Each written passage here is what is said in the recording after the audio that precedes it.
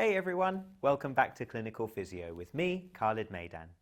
In this video, we're going to be taking you through some tips for when you are asking your patient about their aggravating and easing factors during the subjective assessment, and these are commonly known as AGs and EASes. First, let's look at aggravating factors. So these are activities, movements, postures, or anything else, such as cold weather for example, that either produce or increase your patient's symptoms. What we need to do is find out what that factor is and how long it takes for that factor to increase our patient's symptoms. So for example, the factor might be walking and it might take 20 minutes for the walking to make our patient's pain worse. That's what we need to note down.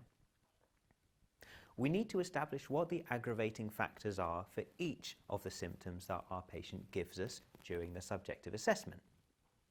If the aggravating factors seem to be of a non-mechanical or a non-postural origin, for example, such as eating certain foods or headaches that come on with increased exposure to the sun, this may give us evidence that our patient has a problem which may not be applicable to physiotherapy.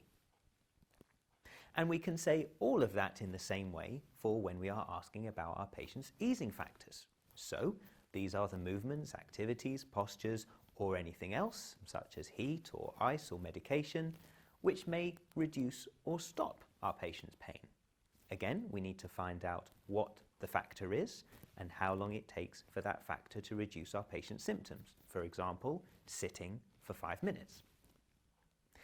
Just with the aggravating factors, we need to establish what the easing factors are for each of our patient's symptoms. And again, if the easing factors seem unexpected, for example, your patient has reduced pain when they take their beta blocker medication or when they take an antiacid tablet such as omeprazole. This may give us evidence that our patient has a problem which again may not be applicable to physiotherapy. So a couple of things to look out for when you're asking about AGs and EASes. First of all, consider common joint position patterns. For example, if your patient has lumbar spine pain and they say that things like sitting, driving and bending all make their symptoms worse. Well, we can see that these factors are all related to the position of lumbar spine flexion. That might be something you consider going into your objective assessment. Also, make sure that you look for relationships in factors between different areas. So for example, does walking make your patient's lumbar spine pain worse as well as it making their thigh pain worse? This might tell you that therefore the symptoms of their lumbar spine pain and their thigh pain are connected. Another thing to consider is if your patient has a particular problem which you already know has common aggravating and easing factors. You need to ask about these.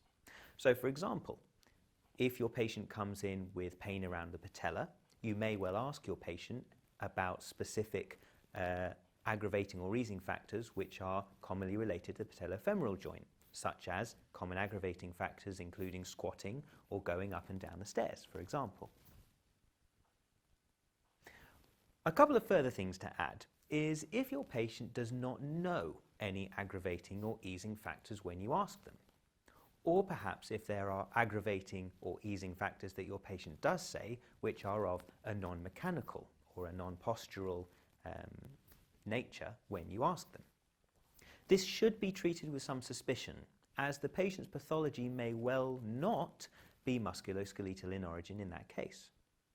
In this situation, it would be important for you to discuss their case with an appropriate senior or consider whether referral to a specialist or back to the patient's GP may be the best thing for you to do. But do remain calm if this does happen, or if your patient doesn't come up with any aggravating or easing factors at all during the subjective assessment.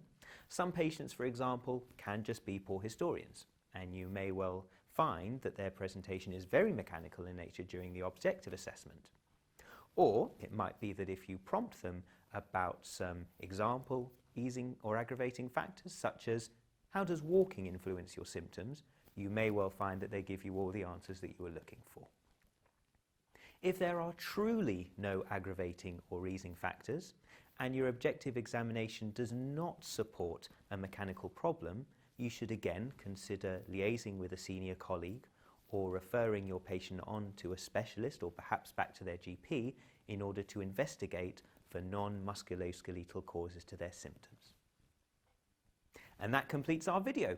Thank you as always for watching, and we'd like to suggest that you have a look at our other videos within the Subjective Assessment Catalogue right here on Clinical Physio.